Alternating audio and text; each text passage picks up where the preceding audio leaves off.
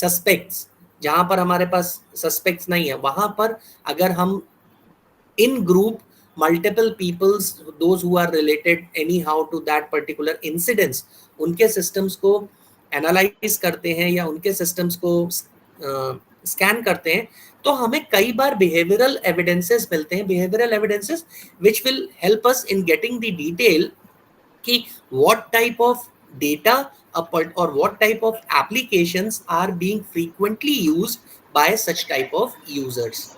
So if there are continuously accessed data which is related to some pornographic stuffs, or which is related to some illegal websites, or which is related to some specialized editing softwares, some online gambling softwares whatsoever. So these data can help us in getting us those behavioral nature of that particular user, right? So coming to the storage and accessibility of these evidences, so jump lists are stored in a user profile directories under hidden paths and are application specific. Different applications will have different path where this particular file is stored, and these files are basically hidden into a system, and we are not able to access it directly without parsing it, right? Now, the two important thing of jump list are automatic destinations and custom destinations. Automatic destination और custom destination ये दो सब keys है. सब keys सबको याद होंगे. अब रजिस्ट्री के कीज के अंदर सब कीज होती हैं, राइट? सो सब कीज जो दो होती हैं, ऑटोमेटिक डेस्टिनेशन और custom destination in a registry, right? अब automatic destination as the name suggest, it is that particular application or that particular file which is directly stored irrespective of users activity, sorry, users input. आपने जरूरी नहीं कि आपने save किया या नहीं किया, आपकी मर्जी. अगर आपने एक्सेस किया तो डायरेक्टली वो जाकर सेव हो जाएगा automatic destination, right? So binary format jump list with dot automatic destination dash ms इस एक्सटेंशन से होती है. They are link to specific app IDs and located in this particular path, app data roaming Microsoft Windows recent. इस location पे अगर आप जाएंगे तो आपको ये ऑटोमेटिक डेस्टिनेशन मिल जाएगी. Whereas custom destination are XML like format, जिसका extension dot custom destinations dash ms. It support static user defined entries and more limited metadata. जो यूजर स्पेसिफिकली डिफाइंड डेटा होते हैं, that is there in custom destinations. Now naming and app IDs, अगर आपको पता होगी कि naming and app IDs, app ID hashes जो होते हैं, they are specifically relate or they are specific to a particular application. Like अगर Word की फाइल है तो उसका एक specific app ID होगा, अगर PDF है तो उसका एक specific app ID होगा. ऐसे हर एप्लीकेशन का एक यूनिक आइडेंटिफायर होता है या एक यूनिक आइडेंटिफिकेशन कोड होता है, हेक्स, राइट, हैशेस. तो उन हैशेस से हम रिवर्स इंजीनियरिंग करके we can map those applications which is relevant to forensics correlations. For example, कोई एक स्पेसिफिक एप्लीकेशन है which is used for creating a malware, ठीक है? अब now we found certain hashes into jump list और this destination. Jump list में हमें कुछ हैशेस मिले. अब उन हैशेस को जब हम आइडेंटिफाई करेंगे through, yes, there are some app identifier tools by in which हम उसके सिग्नेचर्स या हैशेस डालेंगे तो इट विल गिव अस कि what type of file system it is, right? तो वो हमें ये बताएगा कि हाँ, ये पर्टिकुलर ऐप इसमें था. कई बार क्या होते हैं कि हैशेस से हमें ये हमें नाम ही नहीं पता कि कौन सा एप्लीकेशन यूज कर रहा है, but by the hashes we are able to identify that this particular app ID relates to something related to editing, relates to something related to videos, related to something related to web applications whatsoever. So these naming and app IDs उन्हीं के basis पर file के नाम और app ID के basis पर structured way में jump list पे मिलते हैं, जिनको हम रिवर्स इंजीनियरिंग करके what were the different apps used or what were the frequently used app used by a particular user onto that particular system can be identified.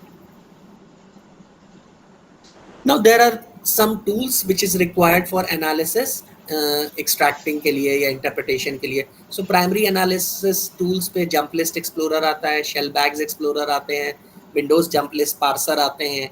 So this can extract and visualize jump list data.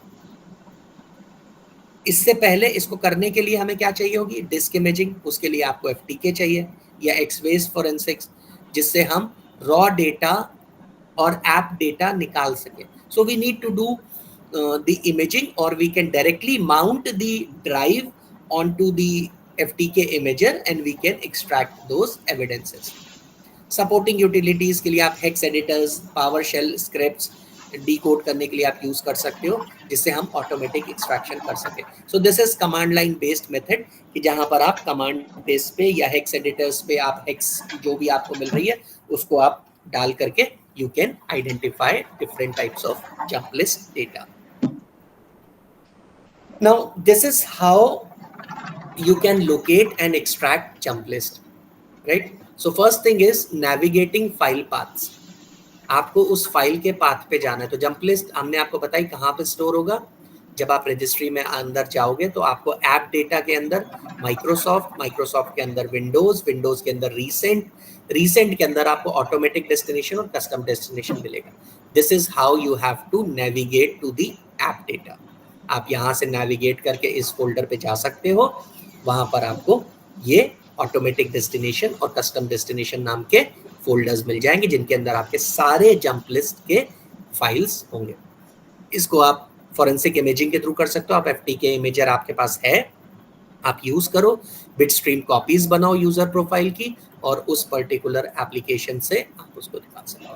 MD5 SHA hashes can be computed pre and post extraction to ensure data integrity. कि जो भी आपने custom destination folder लिया, automatic destination folder लिया, उसका पूरा hash value generate कर लो और फिर उसको पार्सिंग के बाद जब आपने वापस करना तो फिर से उसका हैश वैल्यू जनरेट कर लो कि there is nothing and there is no entry that has been changed, modified by using this type of tools.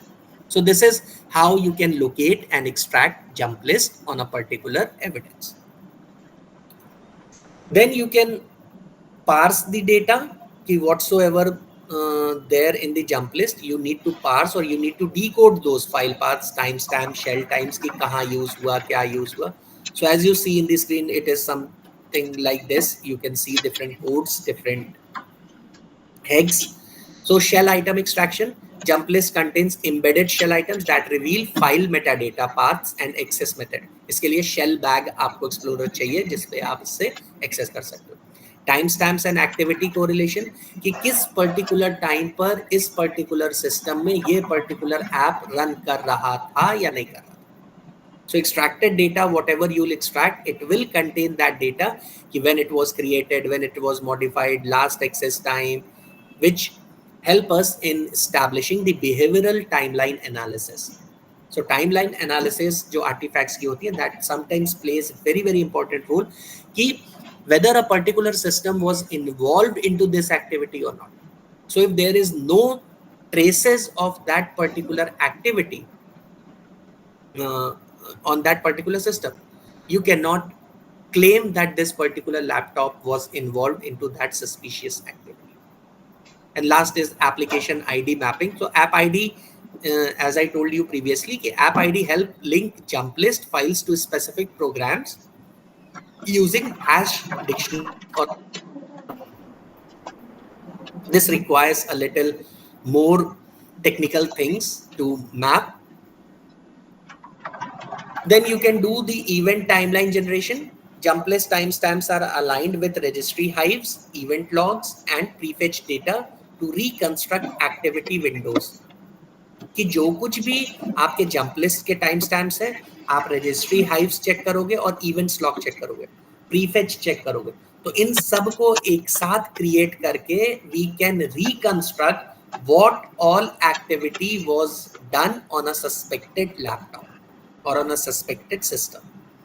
So this event timeline generation is a very very crucial part to establish कि what was the all activities that was running on a particular system for a particular period of time. कई बार जब red होती है, आपने income tax की red करनी है, आपने किसी उस पर रेड करनी है, मोस्टली आजकल इकोनॉमिक ऑफेंसेस में लैपटॉप्स और इन पे ही डेटा होते हैं, तो वहां पर जाकर आप इवेंट टाइमलाइन लगाएंगे तो वहां पर आपको बहुत सारे ऐसे मिलेंगे, पता चला किसी ने सिर्फ एक्सेल पर अपने डेटा ही अपलोड किए और उसने सारी एक्सेल की फाइल कॉपी कर ली उस पर हार्ड ड्राइव पे, और वो हार्ड ड्राइव लेकर चला गया और इससे फॉर्मेटिंग कर दी या इससे डिलीट कर दिया. अब अगर ये जंप लिस्ट उसके डिलीटेड फोल्डर्स में पड़े हैं, जब आपने उसको रिकवर किया और वहां के ऑटोमेटिक डेस्टिनेशन, कस्टम डेस्टिनेशन को आपने फेच किया, तो आपको पूरा इवेंट टाइमलाइन मिल जाएगा. Sometimes jump list also provides LNK files. Ma'am ने आपको बताया था LNK फाइल्स, तो उस LNK फाइल्स पे आप क्लिक करोगे तो वो फाइल एज सच ओपन भी हो जाएगी. सो this is the beauty of jump list कि अगर आप एक वर्ड पे काम कर रहे हो, फॉर एग्जांपल आप वर्ड पे टाइप कर रहे हो and you are sitting and doing typing for say 30-45 minutes, by default Windows Microsoft Office has a provision of auto saving it, right? तो वो ऑटो सेव करता जाता है, तो आपके कुछ टाइम पे उसके स्नैपशॉट्स ले लेगा. तो आपने एक फाइल बनाई उसके 8:05 पे और 8:40 पे आपने फाइल बंद कर दी, तो उसमें 8:05 पे एक सेव कर लिया, फिर 8:10 पे एक सेव कर लिया, 8:17 पे सेव कर लिया, 8:40 पे सेव कर लिया. ऐसे ऐसे उस फाइल के फ्रैगमेंट्स आपको LNK फाइल्स पे मिल जाएंगे and you can use those data to reconstruct all those activities. Application usage pattern is another forensic significance कि repeated access to specific documents via Microsoft Word suggested intent and sequence of action. This is just an example कि हमने एक Microsoft Word का लिया कि कोई अगर Word का फाइल recently यूज कर रहा है तो इसका मतलब he is something related to Microsoft Words. अब इसमें कोई भी ऐप हो सकता है, ये डिपेंड करता है कि आप किस केस को इन्वेस्टिगेट कर रहे हो, किस टाइप के केस में किस टाइप की फाइल की आपकी रिक्वायरमेंट है, तो उसका रीसेंट एक्सेस हो रहा है या नहीं, या मल्टीपल यूजेज हो रहा है या नहीं, या फ्रीक्वेंट यूजेज हो रहा है या नहीं. So this can be identified by analysing jump list. फिर you can jump list can help as a very good corroborative evidences or other artifacts. So triangulated using browser history, USB activity for contextual clarity. आप इसके data को browser history से या अलग artefact से correlate कर सकते हो कि आपने ब्राउजर खोला था, ब्राउजर की हिस्ट्री ये कह रही है और आपके USB का कनेक्शन भी है आपका ये है. तो whatsoever it depends upon the context कि what type of context you are investigating. So these kind of jump lists can help you into that, right? So this is how case we can use. There are some challenges like data volatility. Jump list can be easily overwritten or deleted, especially with high system usage or disk cleaning tools. ये एक उसका challenge का हो या limitations का हो कि अगर आज मैं काम कर रहा हूँ और उसके बाद कंसिडरेबल अमाउंट का काम होने के बाद आप एग्जामिन कर रहे हो तो रीसेंट ही मिलेगा ना इसमें. ये तब वायबल है जब आपका सिस्टम, आपने कुछ एक्टिविटी करके डिलीट कर दी, वाइप नहीं किया बट आपने डिलीट कर दी और हमको इंस्टेंटली वो सिस्टम मिल गया तो हम वो देख सकते हैं. बट अगर आज का कोई डेटा है और मैं 1 महीने बाद 6 महीने बाद उस सिस्टम से चेक करना चाहूँ कि मुझे जंप लिस्ट मिल जाए उस टाइम पीरियड की, that is practically not possible because they are volatile data and once the data is overwritten then it becomes practically impossible to get the data. Anti-forensic tactics. There are so many smart criminals these days who know how to hide that data. Anti-forensic tactics, for example, malwares or users may manipulate app IDs or timestamps. App IDs manipulation is the very frequent method that is used by people who create malwares. App ID जैसे मैंने आपको बताया ना कि मान लीजिए अगर कोई एप्लीकेशन है फॉर एग्जांपल PDF. अब PDF का ऐप आईडी है 1234, ठीक है. अब जो वायरस बना रहे हैं, जो मैलवेयर्स बना रहे हैं, उन्होंने क्या किया, अपना जो मैलवेयर बनाया उसकी ऐप आईडी 1234 रख दी, ठीक है. उसका एक्सटेंशन PDF कर दिया. अब जब आपके पास आएगा तो आपका सिस्टम उसको किस तरीके से रिकॉग्नाइज करेगा? As a PDF, and it will give entry to your system, and once you have given entry to that malware, आप उसके जैसी ट्रिगर करोगे या जैसे उसको क्लिक करोगे तो वो आपका PDF will convert into your malware and it will do the intended task जिसके लिए वो malware बनाया गया. Limited context इसका है because jump lists show file names and path but lack content level insight और user intent confirmation कि आप user का intent नहीं confirm कर सकते इस चीज से कि हाँ उसने ऐसा ही किया था. लेकिन जब LNK फाइल्स मिल जाती हैं तो कंटेंट भी क्लियर हो जाता है. तो कई बार LNK फाइल्स नहीं मिलती तो आप सिर्फ एक्टिविटी और इन सब चीजों पे कर सकते हो. Then it supports us as a corroborative evidence. However, if we get the LNK files associated to that app, then we can exactly identify what type of content was there, what type of things was there into that jump list. There are some legal evidentiary consideration related to jump list, right? So chain of custody, that is very, very mandate thing into digital investigation. So strict documentation of evidence handling is essential to maintain the legal integrity and admissibility of any evidence. So it is not specific for digital evidence, it is a mandate for every evidence. Her evidence की integrity को maintain करना आपका काम है as a forensic expert. तो आपको पूरे documentations रखने होंगे, पूरे precautions रखने होंगे कि कोई भी data modification नहीं. अब जब हम फिजिकल एविडेंसेस की बात करते हैं तो वहां पर हम सील कर देते हैं, उसमें लाख की सील लगा देते हैं, उसका सैंपल भेज देते हैं कि जिस आदमी ने लेकर गया वहां पर सील को मैच कराया, सील टैम्पर्ड तो नहीं है, ये सब चीजें. In digital what we do, hash verification, कि भैया हमें जो एविडेंस मिला उसकी हैश वैल्यू ये है, हमने एनालिसिस करने के बाद जो दिया उसकी हैश वैल्यू ये है, पूरे एविडेंस में कहीं भी हैश वैल्यू चेंज नहीं हुई है, पूरे प्रोसेस में हमने राइट ब्लॉकर यूज किया है. तो अगर हम राइट ब्लॉकर यूज कर रहे हैं, हैश वैल्यू सेम है, तो हमारी चेन ऑफ कस्टडी मेंटेन्ड है. तो अगर चेन ऑफ कस्टडी मेंटेन करनी है तो दो चीजों का ध्यान रखना है, एनालिसिस से पहले हैश वैल्यू, एनालिसिस के बाद हैश वैल्यू, और during the process there must be a usage of write blockers, right. The same you can do to authenticate your data, कि आप जो भी डेटा आप निकालें उसका भी आप हैश वैल्यू कैलकुलेट कर लो, टाइम स्टैम्प कैलकुलेट कर लो, और उसकी इमेजिंग करना है तो आप कोई भी एविडेंस की इमेजिंग करके उसका एक वैलिडेट एविडेंस बना सकते हो, उसकी ओरिजिनलिटी. रिपोर्टिंग नॉर्मली जैसे आप सबकी रिपोर्ट करते हो वैसे forensic reports must explain the detailed methodology, findings and tool that you have used and it should withstand legal scrutiny.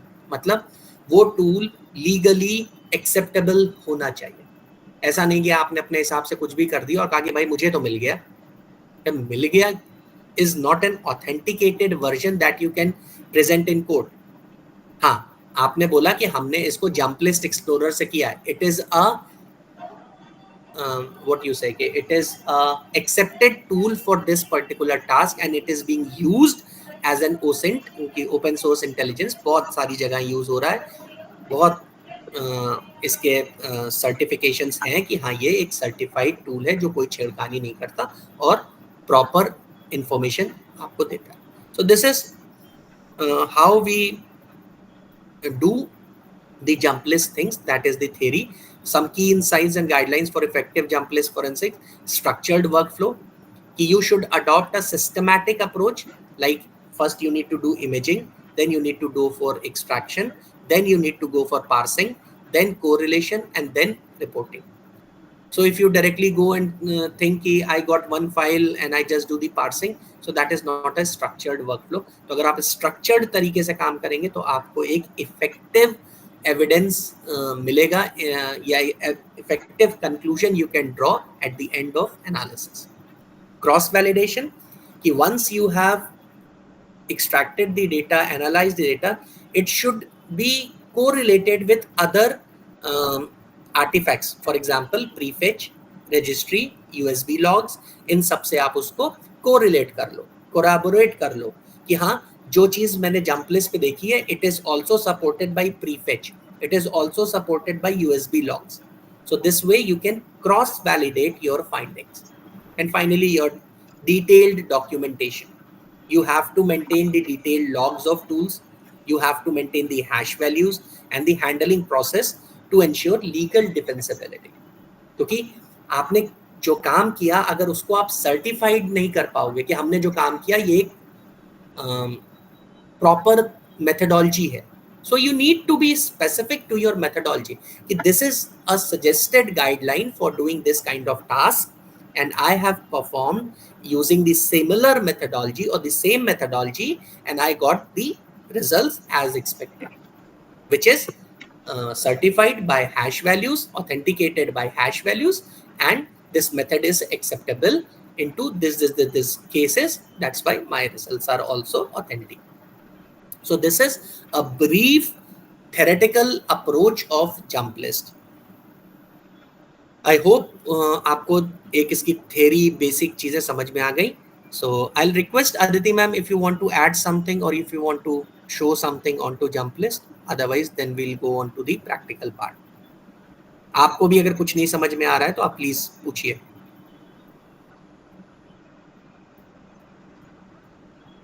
Where am I?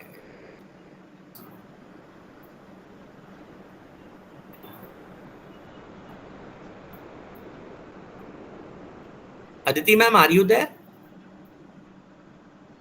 Or you left?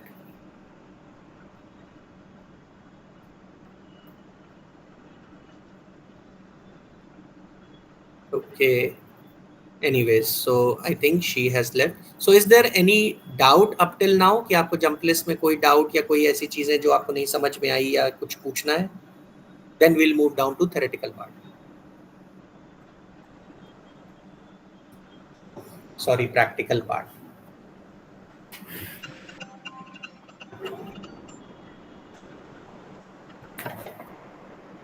आप लोग कुछ बोलेंगे नहीं तो हमें समझ में कैसे आएगा?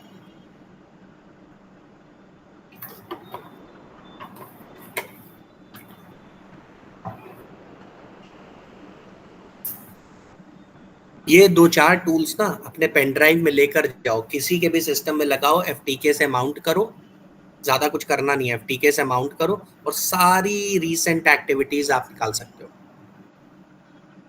आप अपने आगे के टाइम पे डिसर्टेशन करना है या रिसर्च पेपर लिखना है या रिव्यू पेपर लिखना है, आप मल्टीपल डिवाइसेस में जाओ, उस पर रीसेंट एप्लीकेशंस डाउनलोड करके उसकी कस्टम डेस्टिनेशन ऑटोमेटिक डेस्टिनेशन पे, या आप अपने में ही मल्टीपल फाइल्स, आप सिस्टम एकदम फॉर्मेटेड न्यू सिस्टम लो, उसके बाद उस पर अलग अलग एप्लीकेशंस डाउनलोड करो, इंस्टॉल करो और नोट करते जाओ कि क्या क्या किया, फिर डिलीट करते जाओ और देखो कितने दिन तक आपको जंप लिस्ट मिल सकती है पुरानी वाली. किसी ने इस टाइम का नहीं काम किया ही नहीं है कि आप कितने दिन पे डेटा ओवरराइट हो रहा है, उसका स्लैक स्पेस देखो कि कौन से स्लैक स्पेस पे जा रहा है. So there are so many researchable areas into this because this is very very crucial data but very unexplored data in India.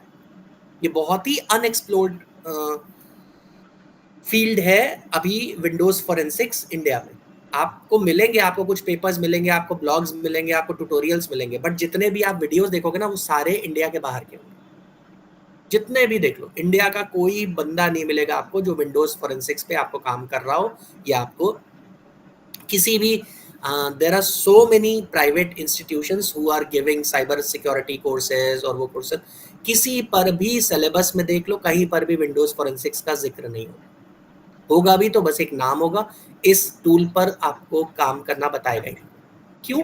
क्योंकि ये है ही अनएक्सप्लोर्ड. तो अगर अभी आप इस चीज पे फोकस कर सकते हो ना, तो आप कई सारे ऐसे ऐसे आर्टिफैक्ट्स निकाल सकते हो जो हो सकता है शायद मुझे भी उतने नहीं आते. मैंने भी इस पे कोई बहुत ज्यादा रिसर्च नहीं करी है. आई जस्ट know कि yes, these are the artifacts, this is the tool which can be used.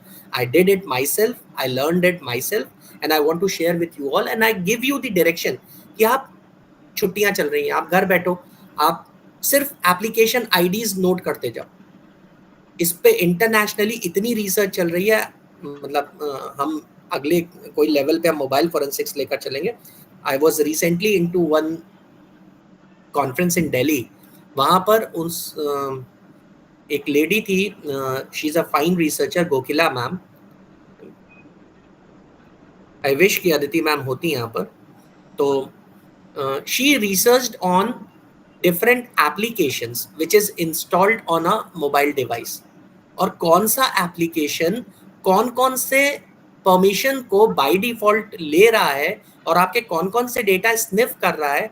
ऐसा करके उन्होंने कम से कम 370 एप्लीकेशंस को आइडेंटिफाई किए थे, जो एप्पल का जो भी होता है, जिसमें जैसे अपना प्ले स्टोर होता है वैसे एप्पल का जो भी स्टोर होता है, उस पे से 370 ऐप उन्होंने लिस्ट किए थे विच वर यूजिंग और विच वर स्निफिंग डेटा। तो ऐप आईडीज कैसे आइडेंटिफाई करते हैं, इन सब चीजों पे आप अगर थोड़ा सा फोकस करोगे तो you will get a potential research direction. तो आपको ये चीजें बताने का और सिखाने का सिर्फ इतना ही मतलब है कि आप उस पर कुछ पॉजिटिव क्रिएट करो। चलो, तो let's see how we can do. So this is how jump list explorer looks like. ये जंप लिस्ट एक्सप्लोरर मैंने डाउनलोड किया, the link is same which I have shared you earlier. This is jump list explorer, I run it as an administrator. From here you can select the jump list, load jump list। हमने jump list कहाँ save करी है, कहीं कुछ save करी थी, ये automatic destination, ये मैंने सेव विजिबल नहीं सर। अच्छा अच्छा अच्छा, सर एक स्क्रीन सेकंड। विजिबल नहीं है। Okay okay okay okay okay, sorry sorry sorry.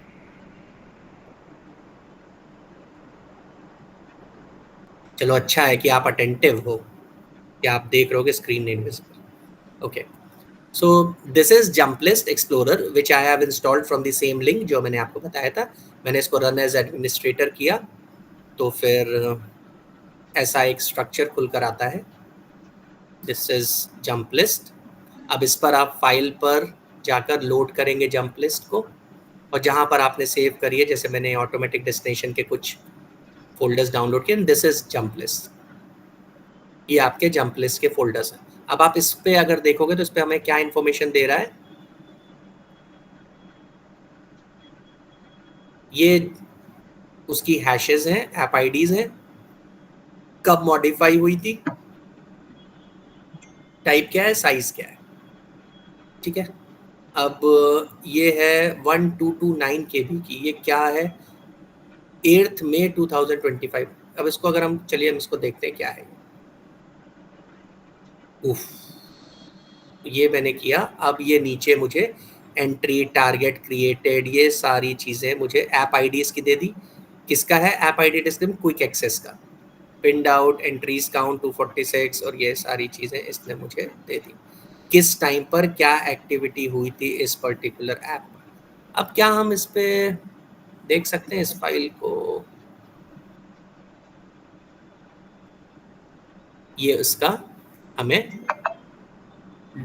Data मिल गया कि टारगेट क्रिएटेड कब था, फाइल साइज क्या था, फाइल एट्रीब्यूट आर्काइव है, ठीक है, वॉल्यूम आईडी कहाँ फिक्स्ड है, विंडोज एसएसडी में सेव है, इसका पाथ क्या है, ये C users, Amity, one drive, Amity University, desktop, practical, Sam, ये है ये फाइल। अब इस सारे फाइल को अगर आप एज अ स्ट्रिंग लेना चाहते हैं तो आपको पूरी रिपोर्ट एज अ स्ट्रिंग मिल जाएगी। लॉन्ग नेम, यूजर्स, उसके अंदर कहाँ कहाँ सारा डिटेल, कि कहाँ पे सेव है, short name, one drive, Amity university, type directory, सब कुछ, जितनी वैल्यूज आपने चाहिए आप सारी वैल्यूज इस पे एक्सेस कर सकते हो। चलो हम दूसरी कोई फाइल देखते हैं जंप लिस्ट की। हम चलिए, ये एक 12 KB की फाइल है, इसको लोड करते हैं, ओपन। अब ये कंट्रोल पैनल की कोई सेटिंग है, ठीक है, हम कोई और देखते हैं। अब ये बहुत डिफिकल्ट है ना कि इसमें आपको आइडेंटिफाई कर लें कि हम, ये एक और फाइल आई अभी, ये इंटरनेट फोल्डर है,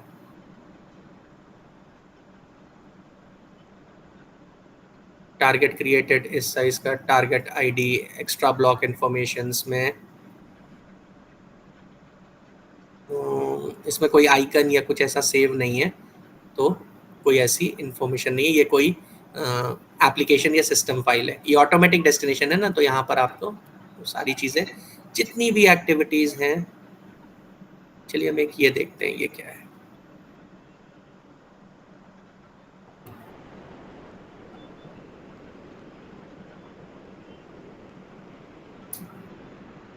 लिंक फाइल काउंट नहीं है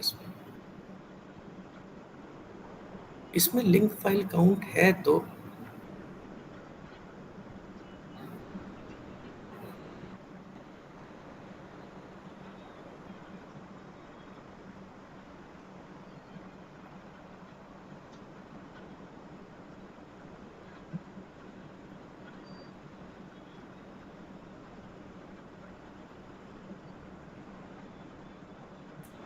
चलिए अब अगर हम इसमें इसको देखते हैं हम, ठीक है।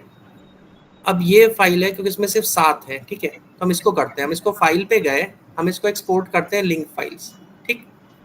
अब हम क्या करते हैं, डेस्कटॉप पे एक न्यू फोल्डर बनाते हैं, इसका नाम हमने रखा लिंक फाइल्स, ठीक, ओके। अब इसके अंदर हमने सेलेक्ट कर लिया। अब ये इसने एक्सपोर्ट कर दिया, जो भी फाइल थी ये लिंक फाइल्स यहाँ एक्सपोर्ट हो गई वर्ड के उस पर। दिख रही है ना स्क्रीन आपको? Yes sir. तो ये लिंक फाइल्स मैंने अब ये लिंक फाइल्स खोला तो हमें ये दिख रहा है कि ये शॉर्टकट है। इसको हम ओपन करके देखते हैं क्या है। दिस एक्शन का office does not recognize this command. यहाँ पर ऐप आईडी है अवेलेबल ऑन दिस डिवाइस। कोई शॉर्टकट था जो मैंने शायद यूज किया होगा, या ये हो सकता है कि ये देखो ये खुल गई, ये खुल गई। ये साइबर शाला का कोई एक वो था जो ये खुल के आ गया, एक लेटर था जो ये खुलकर आ गया। ये किसी को लेटर गया है जो मैंने पढ़ा होगा या एडिट किया होगा, तो ये उस फाइल। अब दिस इज, मैं इसको देखो ये वर्ड की फाइल मैं क्लोज कर देता हूँ, ठीक है। अब मैं इस पर क्लिक करता हूँ तो ये आपकी वर्ड की फाइल खोल दे रहा है कि ये क्या है। तो आपको लिंक फाइल से वो चीजें मिल जाती हैं। अब ये फाइल या तो पासवर्ड प्रोटेक्ट हो गई होगी या कुछ हो गई होगी, तो आपको जिस भी चीज की फाइल चाहिए आपको पता चल गया कि ये वर्ड की फाइल है। अब वी कांट ओपन इन, अच्छा this is my SharePoint because this was on my Amity drive, तो इस वजह से ये अभी नहीं खुल सकती। And this was session plan dermatoglyphics, please make sure you are using the correct web address. तो ये शेयर पॉइंट है जो शेयर्ड थी, इस वजह से ये नहीं खुल रही है, बट उसकी भी इसने दिखा दी। ये मेरे एमिटी के डॉक्यूमेंट जो मैं शेयर करता हूँ कि लाइक आपके भी सेशंस प्लान शेयर होते होंगे, तो मैंने शेयर किया था। अब एड्रेस देखो vsaran_pb_amity.edu which is my server client name, जिससे मैं एमिटी के सर्वर पे कनेक्ट होकर वहां पर मैंने ये सेशन प्लान डर्मेटोग्लिफिक्स सब्जेक्ट जो मैं पढ़ाता हूँ उसके सेशन प्लान अपलोड किए होंगे। तो ये अभी HTTPS, क्योंकि मैं एमिटी में हूँ नहीं तो मैं उसके वाईफाई से कनेक्टेड हूँ, इसलिए I can not share this, इसलिए ये फाइल अभी नहीं खुली। बट अगर ऐसे आपको लिंक फाइल्स मिलेंगे तो आप उसको चेक कर सकते हो कि कौन सी, आपको कम से कम ये पता चल गया कि ये वर्ड की फाइल है। तो आप जब भी जंप लिस्ट पे जाओगे, तो यहां पर आप देखो लिंक फाइल काउंट, तो इस पे देखो आप इस वाली फाइल पे 87 फाइल्स हैं। ये 87 फाइल्स अगर आप एक्सपोर्ट करोगे तो it will export the 87 files. आप इसको एक्सपोर्ट कर सकते हो। लिंक फाइल्स पे जाकर आप यहाँ इसको सेलेक्ट कर दिया आपने, आप फाइल्स पे गए and you can export the link files. तो ये पूरी लिंक फाइल्स एक्सपोर्ट कर देगी and you can open it and you can see it. This is the data or this is the artifact that is required for analysis। तो हम किसी भी jump list को, ये तो स्किन से, इससे कोई मतलब नहीं है, ये स्किन्स हैं कि आप अलग अलग स्किन में इसको देख सकते हो, तो उससे कोई मतलब। सो this is the beauty of jump list tools. App ID आपको मिल गई। अब इस ऐप आईडी इसकी ये है। अब जितने भी ऐसे होंगे, क्या सबकी ऐप आईडी सेम होगी कि नहीं, या ऐप आईडी किस बेसिस पे चेंज होती है, अब ये देखिए इसमें एंट्रीज क्या क्या है, बेसिक्स ऑफ इंश्योरेंस, ठीक है, ये आपको बता रहा है कि क्या क्या नेम है, file name, users Amity shell users one drive, shell users, ये सब, GUID, लेटर हेड फुटर, ये PNG इमेज है। अब summer camp doc, hair TSV, ये एक मेरा एक्सपेरिमेंट है जो हेयर पे हम हेयर डाइज पे एक्सपेरिमेंट कर रहे थे, उसका FTIR का डेटा है। So this is all there, जो हमने सिर्फ सर्च किया होगा, मार्कशीट आपकी होगी किसी की, फॉरेंसिक नोट्स 12 अगस्त .pdf उस दिन का नोट्स है, एज एग्जामिनेशन फ्रॉम टीथ, ये स्टडी मटेरियल है। तो ये target ID information, extra blocks information, चलो इसको हम बंद करते हैं। क्या हम इसको एक्सपोर्ट कर सकते हैं?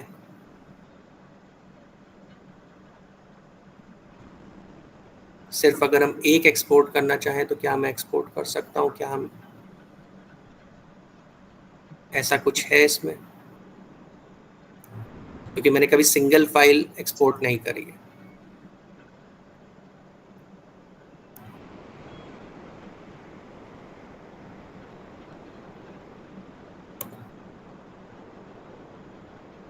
इसका लिंक नहीं, तो हमें पूरी करनी पड़ेगी। तो हमें एंट्री 841 एंट्री जो है उसको हम चेक करेंगे तो हमारा ये PDF खुल जाएगा।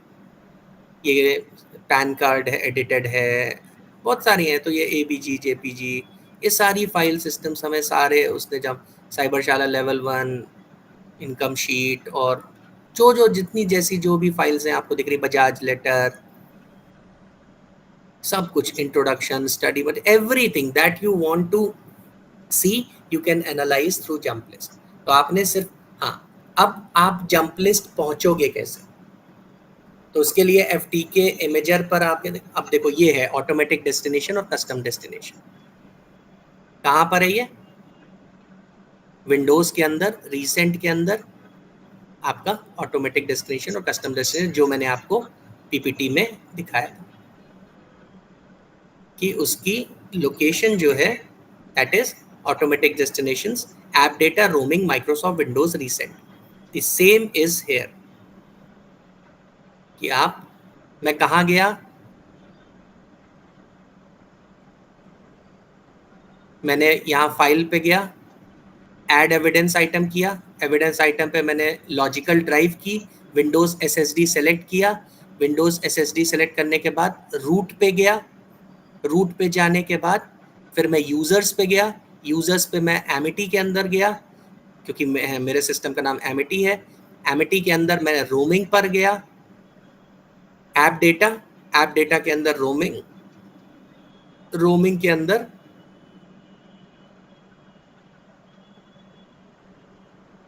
विंडोज, विंडोज के अंदर रिसेंट, रिसेंट के अंदर ऑटोमेटिक डेस्टिनेशन। अब उसको हमने क्लिक किया तो ये सारे, अब ये कस्टम डेस्टिनेशन है, ये सारे कस्टम डेस्टिनेशन फाइल्स हैं, ये सारी फाइल्स हैं। अब इनको आपको एक्सपोर्ट कैसे करना है? आप पूरा कस्टम डेस्टिनेशन को एक्सपोर्ट कर दो, एक्सपोर्ट फाइल्स पूरा एक्सपोर्ट कर दो। कहाँ पे करना है? उस फोल्डर पे एक्सपोर्ट कर दो, आपकी सारी जंप लिस्ट फाइल्स एक्सपोर्ट हो जाएगी। फिर जब एक्सपोर्ट हो जाए तो जैसे मैंने आपको दिखाया ऑटोमेटिक डेस्टिनेशन का, वैसे आप जंप लिस्ट एक्सप्लोरर पे जाकर आप यहाँ से फाइल पे जाकर लोड जंप लिस्ट करके आप वही डेस्टिनेशन डालकर आप ये ऐप IDs और ये सारी चीज़ें स्कैन करके आप वहाँ पे उसको एग्जामिन कर सकते हो। So this is all about jump list. If there is any doubt, anything, आपके पास ये ऐप है, आप ऐप इंस्टॉल कर लीजिए, ऐप इंस्टॉल करके देखिए, आप खुद से एप्लीकेशंस डिलीट करके, जो भी करके, whatsoever type of mix and match what you want to do, you can do and you can identify these artifacts. I'm not going into hurry कि हम एक ही दिन शेल बैग, जंप लिस्ट और ये सारी चीज़ें एक साथ करें ताकि आप उस पर कंफ्यूज ना हो। रजिस्ट्री आपने कर ली तो बहुत अच्छी बात है, नहीं करी तो आपके पास रजिस्ट्री और जंप लिस्ट दो चीज़ें हैं। इन दोनों के बाद हम फिर एम कैश और बाकी चीज़ें भी देखेंगे, ताकि आप विंडोज़ के एक आर्टिफैक्ट्स को कोरिलेट करना सीख लें कि प्रीफेच क्या है, इवेंट लॉग्स क्या है, रजिस्ट्री वैल्यूज़ क्या हैं, जंप लिस्ट क्या है, तब आप उससे उस सिस्टम की वैल्यूएबल इंफॉर्मेशन निकाल सकते हैं। किसी भी डिस्क की इमेजिंग करके आप उसके ऑटोमेटिक डेस्टिनेशन पे जाकर, कस्टम डेस्टिनेशन पे जाकर, you can identify those artifacts which are essentially required for investigation. एक बार जितना सुना है उस पर एक बार सोच लीजिए कि अगर आपको कुछ नहीं समझ में आया है, कोई ऐसी बात, because I try to be very slow into this, और आपको जो कुछ भी नहीं समझ में आया I try to help it out.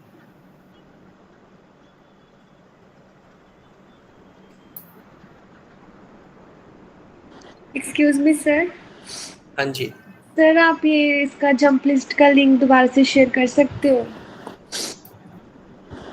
Jump list का लिंक, अच्छा आपको स्क्रीन शेयर हो रही है मेरी? फिर से मैं शेयर करता हूँ, रुकिए। देखो मैं आपको लिंक बता देता हूँ, वैसे मैं लिंक शेयर कर दूंगा, बाकी आप गूगल पर जाओ और आप डालो jump list explorer, jump list explorer. ये एरिक जिमरमैन टूल्स पहले ही आएगा, इस पर क्लिक करना, आपको इस पर ये सारे टूल मिल जाएंगे। इसमें जितने भी GUI हैं, अब ये जंप लिस्ट पार्सर है, ये आपका कमांड बेस्ड है, ठीक है। अब आप jump list explorer GUI based jump list viewer, तो ये आप 2.1.0 या पुराना वाला वर्जन लेने की जरूरत नहीं है, 2.1.0 ये वाला आप इंस्टॉल कर सकते हो। अब ये पार्सल लिंक फाइल्स है, ये सारे भी टूल्स हैं। अब जैसे ये है ग्राफिकल MFT व्यूअर, ये लोग आगे हम लोग करेंगे, तो आप इसमें जो जो GUI वाले हैं वो आप कर सकते हो। शेल बैग्स हैं, तो शिन बैग्स हैं, ये सारी चीज़ें। तो ये आपकी वेबसाइट है, आप इस पर देख लो, आप गूगल पे डालोगे एरिक जिमरमैन टूल्स, तो आपको ये चीज़ें मिल जाएंगी, इसको आप वहाँ से इंस्टॉल कर सकते हो। बहुत मतलब there is nothing secret into digital world, it is just there into digital world.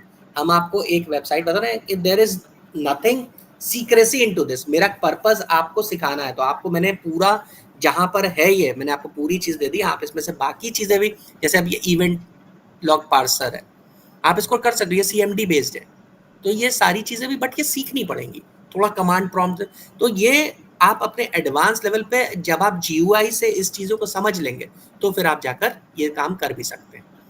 तो ये सारी चीज़ें जब आप टूल लेकर चलोगे ना अपने पेन ड्राइव पर, किसी के भी सिस्टम पर, कहीं पर भी, आप 10 मिनट 15 मिनट में खड़े होकर ये एक्सपेरिमेंट करके दिखा सकते हो कि ये आपने टूल था, आपने ये काम किया था, इस तारीख को आपने वर्ड चलाया था, इस तारीख को आपने PDF चलाया था।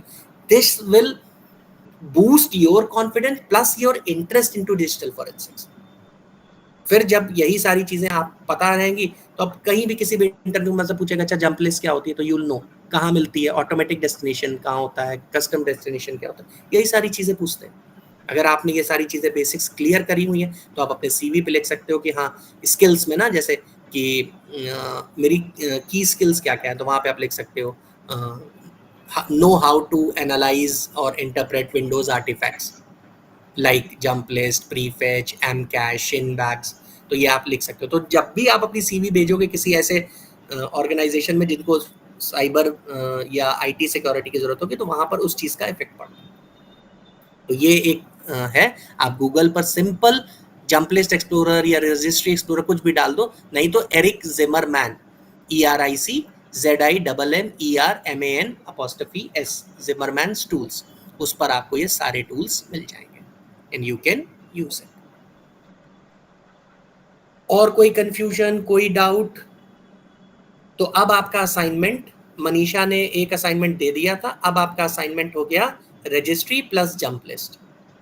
अब आप उसको एनालाइज करेंगे, उसका स्ट्रिंग की तरह करके आप उसके स्क्रीनशॉट्स या उस स्क्रीन वाले को PDF बनाकर आप अपने फाइल में अटैच करके शेयर करेंगे assignment. So now you have 2 assignments, so we will be meeting on Thursday. तो तब तक आपके पास टाइम है एक दिन का, आप उसको बना कर करो और ये चीज़ें सबमिट करो, क्योंकि तभी मज़ा आता है। if you'll do it yourself, then you have multiple questions, multiple things, maybe because आप हमसे ज्यादा इंक्विजिटिव हैं, आप अगर उस पर लगेंगे तो आप हो सकता है कुछ ऐसी चीजें लेकर है जो शायद मैंने अभी तक एक्सप्लोर भी नहीं करी, तो it will be a great learning environment कि हम आप डिस्कस करेंगे। अच्छा ये भी हो सकता है, then I will also contribute into it कि हम बाकी चीजें करें। आई गेस अदिति मैम आज शायद ट्रैवल कर रही थी, क्योंकि 8 बजे की जगह आज थोड़ा पहले हो गया था, because I have some other sessions to take, that's why it was preponed. So if there is any further questions, any clarification you need, so we can discuss, otherwise आपका असाइनमेंट मैंने आपको बता दिया है, आपको वो करके थर्सडे से पहले पहले या थर्सडे को 7 बजे तक अपलोड कर लेना, या मुझे व्हाट्सएप या ग्रुप पे व्हाट्सएप कर देना। सर हाँ जी आकाश। सर कोई इमेज फाइल शेयर कर दीजिएगा। ठीक है मैं देखता हूँ यार, एक्चुअली इमेज फाइल्स इतनी बड़ी होती है ना कि वो लिंक ही आता है, और फिर वो लिंक मैं देखिए, क्योंकि सी ड्राइव की इमेज मैं देखता हूँ कि मेरे पास जो वाली होंगी मैं आपको शेयर कर दूँगा। सर अगर मैं कोई पेन ड्राइव में एप्लीकेशन को अपलोड करके उसके बाद वहाँ से अगर मैं ट्राई करता हूँ तो हो जाएगा? करके देखो। Yes sir. हाँ एक बार करके देखिए, क्योंकि मैंने यूएसबी का देखा नहीं है, बट यूएसबी में प्लग इन प्ले होता है, तो उसमें जंप लिस्ट तो नहीं होंगी, उसमें हम यूएसबी पार्सिंग जब करेंगे तो उसके यूएसबी के कुछ डेटा मिलेंगे, लेकिन अगर किसी के पेन ड्राइव में बूटेबल ऑपरेटिंग सिस्टम है तो मिल जाएगा। तो बूटेबल ऑपरेटिंग सिस्टम में बहुत से लोग रखते हैं कि आपने देखा होगा कभी कोई सिस्टम फॉर्मेट करता है तो वो पेन ड्राइव से बूट करता है सिस्टम को, तो उसके उसमें मिल सकता है डेटा। ठीक है, any Yes, other sir. Questions? Sir समझ में आया? हाँ जी अवनिका, कुछ पूछना आपने? Okay guys, thank you very much, I hope आपको कुछ समझ में आया होगा। We'll meet with another artifact in the next class. Avanika कुछ पूछना चाह रही थी आप? यस सर, सर एक बार LNK फाइल क्या होता है बता दीजिएगा। LNK files is similar to jump list. LNK files क्या होती है, जो भी फाइल आपने रिसेंटली एक्टिव की है ना, तो वो शॉर्टकट फाइल एक बनाता है। ठीक है, वो शॉर्टकट फाइल जाकर LNK फाइल की तरह लिंक फाइल जिसे हम बोलते हैं, कि हम जो काम कर रहे हैं उसका एक LNK बाय डिफॉल्ट बन जाता है। तो उस शॉर्टकट को अगर आप क्लिक करोगे तो वो फाइल की लोकेशन या पाथ को फेच करके ओपन कर देगा। तो अगर वो फाइल अभी भी उस सिस्टम में किसी जगह किसी स्लैक स्पेस पर पड़ी होगी तो वो फाइल एज सच डायरेक्टली खुल जाएगी, कि आपने ये रिसेंटली फाइल एक्सेस करी थी तो वो फाइल आपको डायरेक्टली क्लिक कर जाएगी। तो अगर आपने किसी भी सिस्टम पे जब जंप लिस्ट देखा तो आप उसकी ऐप आईडी पे आपने देखा कि इस पे 60 लिंक फाइल्स हैं। अब आपने उस पर क्लिक किया तो वो उस पूरे सिस्टम में कहीं पर भी हो, you do not know the location कि किसने कहाँ हाइड करके रखी है, कहाँ रखे, बट उस LNK फाइल्स पे आप जैसे ही क्लिक करेंगे तो वो फाइल खुल जाएगी और आपको पूरा पाथ मिल जाएगा कि ये फाइल कहाँ थी, इस फाइल में क्या था। तो कई बार जो यूजर के सेव किए बिना जो सेव होता है तो वो हमें मिल जाता है कि ये डेटा क्या है, उसका मेटा डेटा हमें मिल जाएगा, कब क्रिएट हुआ, क्या ऑथर नेम था, कहाँ पे सेव थी, कौन सी फाइल टाइप है, तो उससे हमें काफी सारे आर्टिफैक्ट्स मिल जाते हैं। तो वो होती है लिंक फाइल्स। तो हर जंप लिस्ट के साथ उसकी लिंक फाइल अटैच्ड आपको मिल जाएगी। Yes sir. तो आप कहीं पर भी जंप लिस्ट पे जाओगे तो यहाँ पे देखो आप लिंक फाइल काउंट, अब इसमें 0 है, यानी ये कुछ ऐसा सेव हुआ है बट इसमें लिंक फाइल कुछ भी नहीं है, तो यानी हम इसको चेक नहीं कर सकते। इसका हम एक्सपोर्ट कुछ भी करेंगे लिंक फाइल तो क्या ही आएगा, कुछ नहीं आएगा।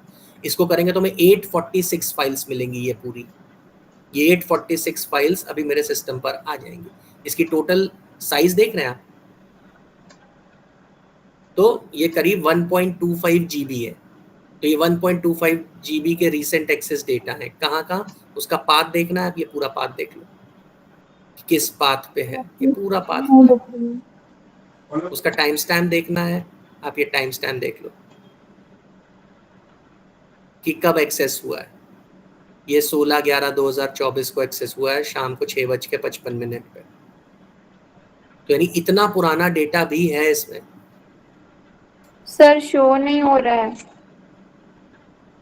चाहे मेरी स्क्रीन फिर नहीं शेयर है।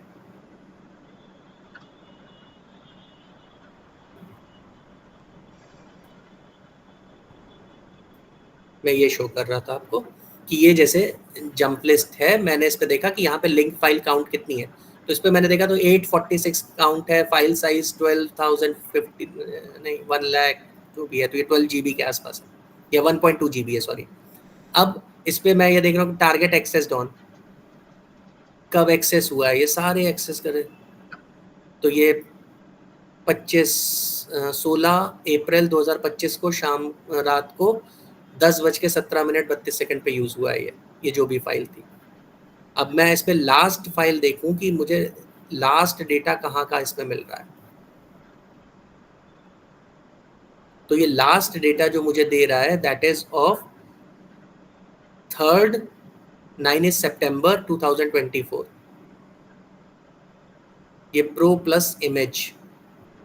फिर उसके बाद है 9 सितंबर का, ये यूजर्स एमिटी साइबर सिक्योरिटी जो भी नाम है इसमें। तो आप इतना पुराना डेटा तक इसने क्रिएट किया हुआ है, मतलब almost 8-9 months old data is still here. So this is how you can see कि आप कहाँ कहाँ पर कौन कौन से डेटा हैं। SIFS का कोई लेक्चर होगा उसका है, वन ड्राइव पे एमिटी यूनिवर्सिटी का कुछ सेव किया उसका है।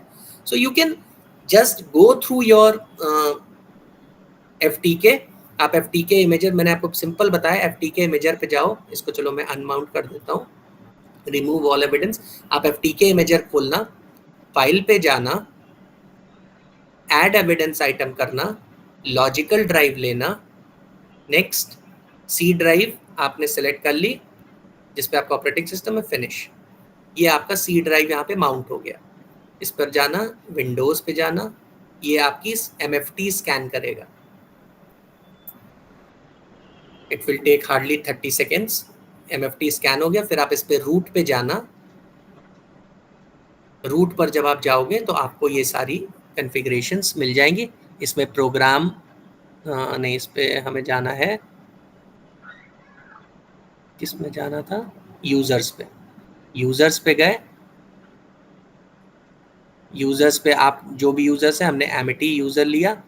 एमिटी के अंदर हम गए ऐप डेटा, ऐप डेटा के अंदर रोमिंग, रोमिंग के अंदर माइक्रोसॉफ्ट, माइक्रोसॉफ्ट के अंदर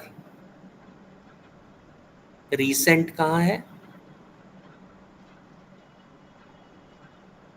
सॉरी माइक्रोसॉफ्ट के अंदर विंडोज, विंडोज के अंदर रीसेंट, रीसेंट के अंदर ऑटोमेटिक डेस्टिनेशन और कस्टम डेस्टिनेशन, ये आपको मिल जाएगी। फिर इसको आप एक्सपोर्ट कर सकते हो, पूरा पूरा फोल्डर एक्सपोर्ट कर देना, ऐसे एक्सपोर्ट फाइल्स आपको जहाँ पर भी एक्सपोर्ट करना है वो पूरी फाइल्स एक्सपोर्ट हो जाएगी वहाँ पर। उसके बाद जब आप जंप लिस्ट खोलना, जंप लिस्ट पे फाइल पे जाना, जहाँ पर आपने सेव किया है वहाँ से जंप लिस्ट आप लोड कर लेना और आपको ये सारे डेटा मिल जाएंगे। इस पे जब आप क्लिक करोगे तो आप क्लिक करके डबल क्लिक कर सकते हो।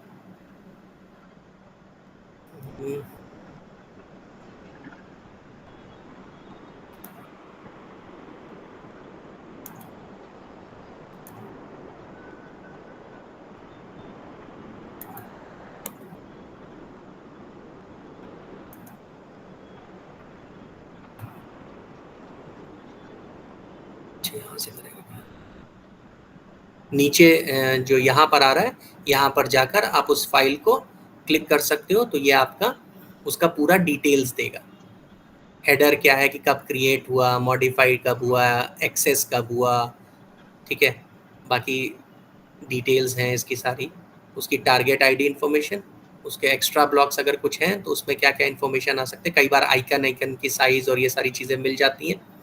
और इन डिटेल्स को एज अ स्ट्रिंग अगर आप चाहते हो तो पूरा एक टेक्स्ट फोल्डर की तरह आ सकता है, जिसको आप सेलेक्ट ऑल कॉल करके कॉपी करके वर्ड पे पेस्ट कर सकते हो, तो आपको पूरी एक रिपोर्ट जैसी मिल सकती है, या इसको आप डायरेक्टली प्रिंट कर सकते हो। ठीक है, प्रिंट तो नहीं कर सकते, कॉपी करके इसको वो कर सकते हो। So this is all about jump list.